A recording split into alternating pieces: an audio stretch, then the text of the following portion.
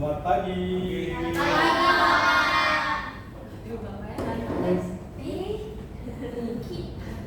Mulai. Bapak apa kabar? Alhamdulillah baik. Istri Bapak mulainya apa kabar? Alhamdulillah berjalan lancar. Oke, sebelum kita memulai pembelajaran, alhamdulillah kita berdoa. Tolong ketua kelas disiapkan. Siapa ketua kelasnya? Berarti area.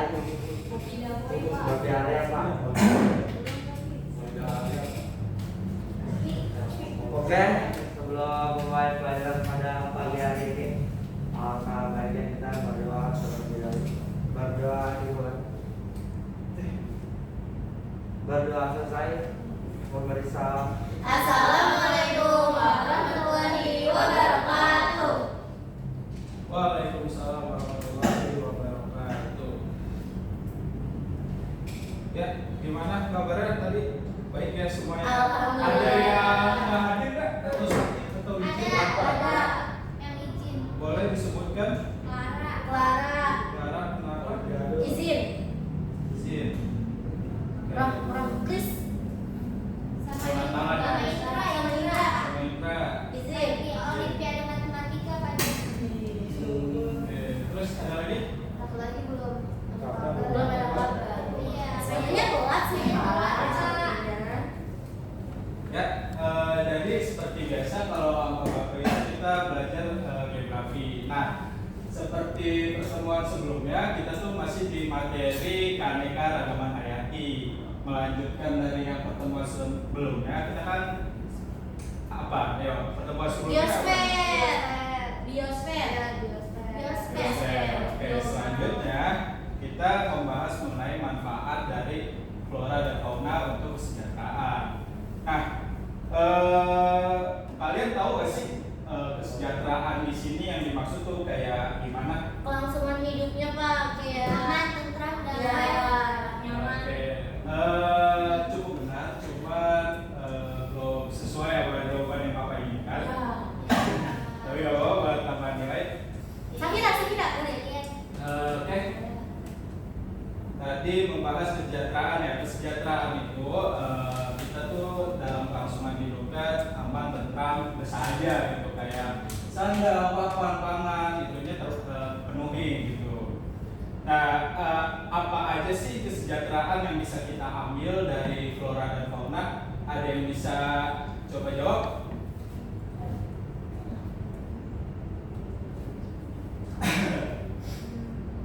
Contoh kecilnya banyak banget nih. Contohnya nih, Bapak kasih contoh dulu deh. Iya Pak.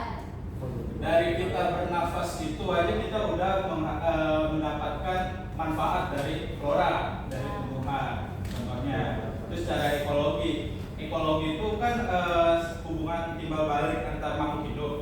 Jadi secara flora itu kita bisa mendapatkan oksigen. Itu manfaat yang membuat kita sejahtera. Jadi coba dipikir, kalau kita nggak ada tumbuhan, nggak ada oksigen, kita sejahtera nggak nih secara pernapasan? Enggak, sesak nafas Pak. Bener. Bisa bangkuannya rusak Pak. Itu baru dari flora.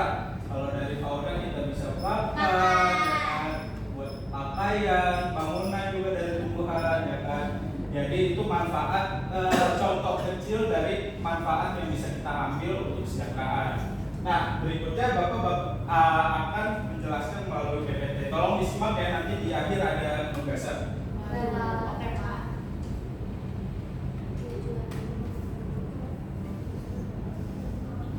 Bagus banget PPT-nya. Mas. Tampilkan Pak. Ya. Oke. Nah, masih dengan Bapak Keanekaragaman Hayati di Indonesia, kita ambil contoh di Indonesia ya. Subbabnya itu manfaat flora dan fauna untuk kesejahteraan. Nah, untuk apa sih kita belajar mengenai manfaat atau pentingnya flora fauna untuk kesejahteraan? Nah, di Indonesia sendiri adalah salah satu negara yang mempunyai mega biodiversitas terbesar di dunia. Dengan negara kepulauan itu tuh banyak banget sumber daya alam yang dapat kita manfaatkan untuk kesejahteraan. Nah, itu juga membuat kita mendapat pemahaman membantu kita melindungi sumber daya alam yang bernilai tinggi dan untuk juga bisa berkelanjutan. Jadi gak hanya saat ini aja kita merasakan kesejahteraannya, tapi di kemudian hari atau masa depan kita juga masih bisa mendapatkan kesejahteraannya. Nah, selanjutnya itu ada keanekaragaman hayati berperan penting bagi ekonomi, kesehatan, budaya, dan lingkungan. Kita belajar manfaat flora dan fauna itu untuk kesejahteraan itu biar kita tahu nih flora dan fauna itu sangat penting bagi ekonomi, kesehatan, budaya, dan lingkungan.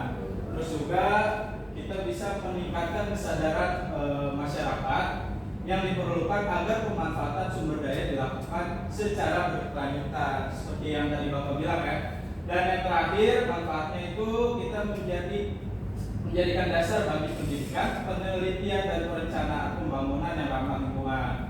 Jadi bisa buat pendidikan, penelitian gitu kan, biar anak-anak, cucu-cucu kita nanti bakal tahu dan ada perencanaan pembangunan yang lebih ramah lingkungan. Oke, selanjutnya. Nah, sebelum kita membahas nih manfaat apa aja yang didapat dari flora dan fauna, kita harus tahu dong apa aja sih keanekaragaman hayati di Indonesia. Nah, yang pertama ini ada lebih 25.000 tumbuhan berbunga dan 400 jenis kayu Dipterocarp. Ada tahu nggak Dipterocarp itu kayu seperti apa? Nah, oke. Kayu Dipterocarp itu adalah sejenis kayu yang dapat bernilai ekonomis. Ya. Oh, kayak bisa. Ayo, apa aja? Jati. Nah, jadi bisa secara industrial, bisa secara ekonomis itu bisa Menghasilkan. benar menghasilkan cuan. Ada cendana buat bangunan jati, furniture, terus ada yang wangi-wangian apa? Kayu manis. Kayu. Ya boleh lah di searching nanti. Oke, selanjutnya ada mamalia dan kupu-kupu swallowtail. Jadi kupu-kupu yang memiliki ekor panjang terbanyak di dunia sampai nggak terhitung tuh jumlahnya. Terus ada lagi 1.519.000 jenis burung. Terus ada lebih dari 270 amfibi, lebih dari 600 reptil yang tersebar di ekosistem darat, lautan, dan perairan. Oke, kalau udah tahu ini sebelumnya juga udah pernah dijelasin ya di konservasi ya keanekaragaman hayatinya. Oke, lanjut.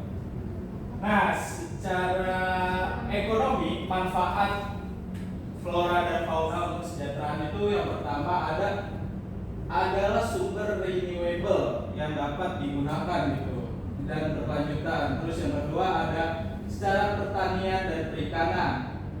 Nah, di Indonesia sendiri pertanian dan perikanan ini adalah sumber yang terbesar bagi Indonesia. Karena yang seperti kita tahu ya, Indonesia itu salah satu negara agraris, penghasil dari sawah-sawah gitu, beras gitu kan, secara pertaniannya. Dan kita juga salah satu negara maritim, perikanannya sangat besar. Bahkan Jepang juga bergantung diri ke kita di bidang perikanan, terutama di tuna atau salmon, tuna. Terus selanjutnya menyumbang lebih dari 32% GDS (Gross Domestic Product) negara berkembang. Ya seperti tadi Bapak bilang, jadi ini tuh faktor utama bagi negara Indonesia untuk menyumbang negara berkembang seperti Jepang. Terus selanjutnya ada pariwisata alam. Nah ini tuh pendapatannya sangat besar ya, 2-12 miliar dolar per tahun. Karena yang seperti kita tahu dari satu provinsi aja, satu daerah aja udah banyak banget, kayak daerah Bogor kan, kayak ada curugnya, wisata-wisata alamnya banyak deh. Terus lebih dari 600 jenis tanaman atau hewan untuk kebutuhan hidup. Jadi kayak tanaman bisa tadi seperti Bapak bilang kan, bisa buat industri, bangunan, makanan, hewan juga seperti itu. Oke. Itu untuk manfaat ekonomi. Sampai sini ada yang mau ditanyakan? Cukup jelas ya. Oke, baik, kita lanjut. Secara kesehatan dan sosial. Nah, kesejahteraan yang bisa kita ambil dari flora dan fauna, kesehatan yang pertama itu ada sumber obat tradisional dan modern. Ya, bisa dari kayu putih. Modern juga sudah banyak. Contohnya lebih dari 3.000 antibiotik dari mikroorganisme yang sedang dikembangkan oleh berbagai negara di dunia. Terus ada sikloporid atau transplantasi organ. Nah, ini udah banyak banget digunain nih. Contohnya di negara Korea, Jepang gitu ya, yang udah memanfaatkan flora dan fauna untuk kesehatan. Terus terakhir juga ada vitamin B1 ditemukan dari kulit ari beras. Wow. Banyak ya. Padahal dari kulit aja ya. Oke, selanjutnya ada dari sosial, kesejahteraan yang bisa kita ambil contoh kecilnya tadi dengan bernapas. Dengan bernapas kita bisa sejahtera. Contohnya dari flora itu kan. Jadi kita bisa hidup sejahtera dengan adanya flora dan fauna. Ini contoh sosialnya itu yang pertama, menyediakan lapangan pekerjaan. Dengan kita mengelola flora dan fauna dengan baik, kita akan membuat lapangan pekerjaan kayak produk tekstil, gitu kan, produk makanan dari flora fauna, obat-obatan. Jadi menyediakan lapangan pekerjaan. Terus selanjutnya ada pembentuk budaya dan jati diri masyarakat. Ada yang tahu jamu? Jamu. Obat tradisional. Suka minum setiap pagi. Nah. Udah ketergantungan Awi. Benar banget, itu bukan sekedar obat atau bukan sekedar kayak apa ya, ibaratnya itu udah jadi budaya di Jawa juga. Tapi emang khasiatnya kerasa sih Pak. Benar Kalau misalnya banget. itu kayak emen ya. Iya. Iya. Apalagi Seger ini ya. buyung ubi. Oke. Lanjut yang terakhir, mendukung adaptasi masyarakat terhadap perubahan lingkungan. Itu salah tulis ya Bapak. Jadi dari sosial ini perubahan masyarakat terhadap lingkungan itu ada banyak. Jadi kayak kan dari tahap tradisional ke modern, kayak contohnya tadi kesehatan kan, ada dari jamu pindah ke antibiotik yang lebih berkembang gitu. Oke, selanjutnya ada yang mau ditanya nggak sampai sini? Sudah jelas Pak. Sudah cukup jelas nih. Oke. Selanjutnya dari manfaat ekologis, kesejahteraan apa aja sih yang bisa kita ambil dari ekologis? Yang pertama, pengaturan kualitas udara atau iklim. Nah, yang tadi Bapak udah jelasin ya, kita dapat oksigen dari tumbuhan yang menyerap CO2 dan mengurangi gas rumah kaca. Dengan flora, dengan tumbuhan yang ada di bumi, kita tuh mencegah efek rumah kaca itu lebih besar. Terus juga vegetasi menyaring polutan dan menjaga mutu udara. Setahu Bapak, di Jakarta itu udah ada tumbuhan yang disebar untuk menjaga polutan lebih teroptimal lah, biar gas rumah kacanya efeknya nggak terlalu besar. Selanjutnya itu ada siklus nutirin atau dan kualitas tanah. Yang pertama itu bisa mengembalikan atau mengurai nutrisi ke tanah. Jadi dengan adanya, kalian tahu nggak organisme apa yang ada di bawah tanah? Cacing. Nah, terus ada apa lagi? Undur-undur. Undur-undur. Terus Semut. semut. Nah, itu Ya. semut. Nah, semut air itu salah satu organisme yang sangat penting untuk pertanian. Nah, makanya sangat penting agar tumbuhan selanjutnya itu secara flora ya. Secara flora itu ada tumbuhan yang mencegah erosi dan fauna tanah memperkaya dan mengebut tanah. Jadi saling berkaitan tuh antara flora dan fauna. Oke, karena waktunya sudah habis di jam pelajaran mapel geografi, sebelum Bapak tutup nih, ada yang bisa menjelaskan kesimpulannya tidak? Saya Pak. Oh, boleh Pak Abel. Silakan Abel. Jadi kesimpulannya itu keanekaragaman flora dan fauna Indonesia itu merupakan aset yang sangat penting karena memberikan manfaat yang banyak bagi ekonomi, kesehatan, sosial, serta keseimbangan ekologi, sehingga perlu dipahami dan dikelola secara bijak. Ya, jadi pentingnya itu ya, kita bisa mengelola dengan bijak, menggunakan dengan bijak. Jadi ya seperti itulah biar kita bisa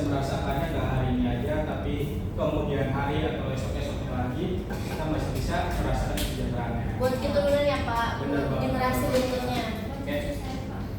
Mungkin pembelajaran kali ini disebutkan. Ketua kelas silakan dipimpin doa. Oke. Sebelum mengakhiri pelajaran pada siang hari ini, kita sampaikan kita berdoa terlebih dahulu. Berdoa dimulai. Berdoa selesai kembali salam.